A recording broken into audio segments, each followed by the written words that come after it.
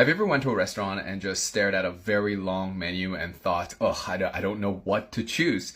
That's not just being indecisive. That's actually how your brain works. When you have too many choices, you become overwhelmed and your thinking process slows down. That has a name and it's called Hick's Law. Back in 1951, a psychologist named William Edmund Hick ran an experiment where he investigated the relationship between the number of stimuli and the time it takes to make a decision. Basically, participants were presented with varying number of choices and researchers measured the time it took them to select the correct response. And it showed that as the number of choices increased, the time to make a decision also increased. So what does this have to do with UX? Well, think about when you open an app and it throws a million options at you, buttons, settings, tabs. It's very overwhelming, right? So that's Hick's Law at work. Too many choices, slower decisions, which then leads to friction. And that is where users may be motivated to just drop out.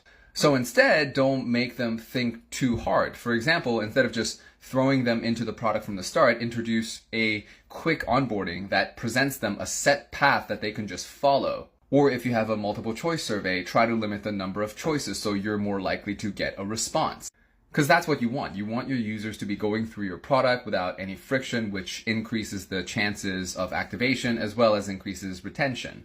So remember Hick's Law, that in general, less choices is better.